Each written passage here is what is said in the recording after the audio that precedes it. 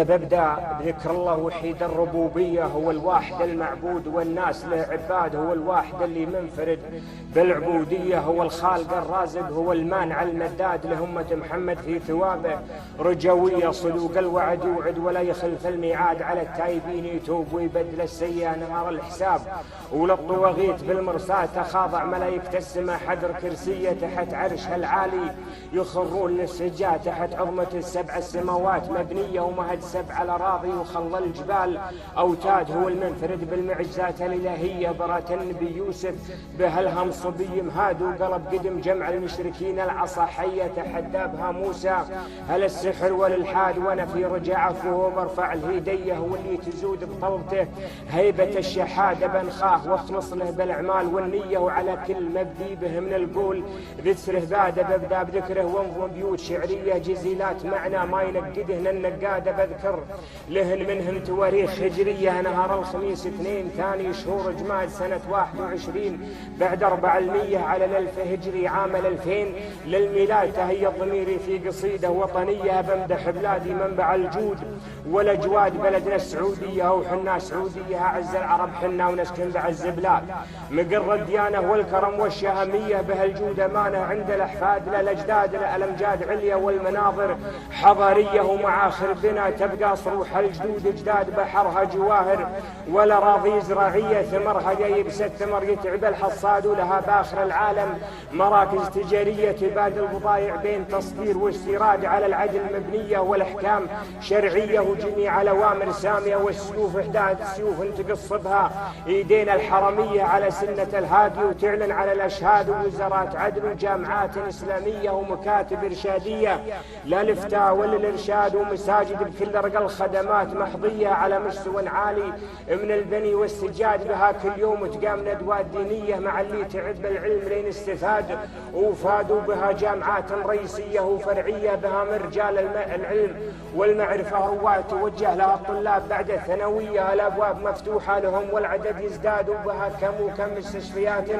حكومية لشد الظروف مجهزة بأفضل استعداد، ومراكز عناية والطب استشارية والأعمار عند الله، ويفعل بها مراد يدوم الكريم ولا تدوم البشرية. الأعمار مثل الثمرة خلي لها جداد وعلى كل حد وحد قوات برية كتايب مشاه مكملة في عدد واعتاد، ما أحدث سلاح الجو وسطول بحرية تضافر بها قدرات الأفراد والقياد عن الدين وحدود البلاد انتحارية تحت راية الله في رجا فوز واستشهاد تحت ظل ابو فيصل نعيش برفاهيه. ملكنا الحكيم اللي على كل حاكم زاد تفاخر فعل كل دوله عربيه طويل الذراع، اللي هزم طاغيه في بغداد وقف للاعداد والحدود الخليجيه، وقف موقف المياقف طارق بن زياد تلود الذرى شخصيته كل شخصيه وين القساه، اللي براس السطر وعناد له المعرفه والجود والحكم جديه، حفيد الرجال اللي لهم بالسلام شداد، حفيد الائمه خامسه للملوكيه صوري منجد اللي تحاشاه ملضاد، هالمدة تنجز له عطف ومحنية وهالسطوة تزعد صغ اللي يعيل قعاد، بها عدل وصدام من غطرسة غيه، وبها نزلوا عجلان عقب حكم الساد على ديرة النهبة، وهلها جلوية عقب يوم نبشر جاهدوا فيها شد جهاد، ولكن وراها شدرة السيف محنية على جنب شبل يحتزم بدون غماد عن أخبارها، يفرح اللي شاف طرقية ويعاف المنام ويرقى الداف المرقاد، وعلى المعتدي رد المتسايل مثنية يدور الزمن واللي يصيد الفود يصاد عن المنصب العالي نزل اسفل الغية كالطير جثمانه ولبسا انساه احداد عقب ما تغرب جاه، والجية هالجية يبوج الخرايم فوق عروس النضاء، وجياد ركايب عمانية وخيل صويتية نسبها معرب من قديم الزمان، تلاد عرايب وصايل المغاوير منزية عليهن عيال يشبعون الخصيم طراد نوادر صوارم نجد والشلف هندية على الطعن بالمبرد مرحفنا الحداد، وبنادق محشر والدخيرة فرنجية تطش الضريبة بين لمحة وسحب زناد، يبون الرياض من الحدود الكويتية على اللي يقف تزيد البعيد بعاد،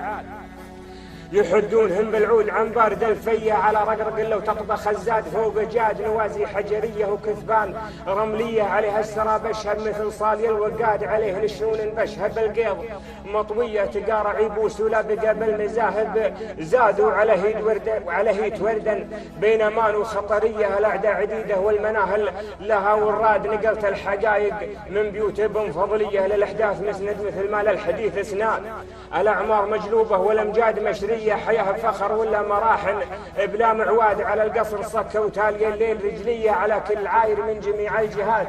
أفراد تخطوا حصونه والحراسات الأمنية توخى الحذر من الحذر بالقدر ما فاد بطش به بشلف تفرق الحي من حيه ونظر لأخوياه وقال للي بجنبه ناد ترى الحكم من الله ثم حكم البلد لي تميل الحمول وتعتدل والحقوق تعاد وبقت راية التوحيد والدار محمية يهم العدو فيها ويرجع جريح فؤاد ذكرت الحقائق مثل موحيت مروية بها من فعلها كل محل ذسر إنشاد وأنا شاعر مبدع معنى وقافية سوق المعاني سوق وانقدتها تنقاد وأنا ما افتخر بالشعر هو يفتخر فيها شيد ابناه اللي هدم صرح الهداد وصل مقامه للنجوم الفضائية وعطر حروفه من ورود الشذا والكاد أحب العلوم الناضجة وانضج النية وللموهبة واجد ومن فيه جود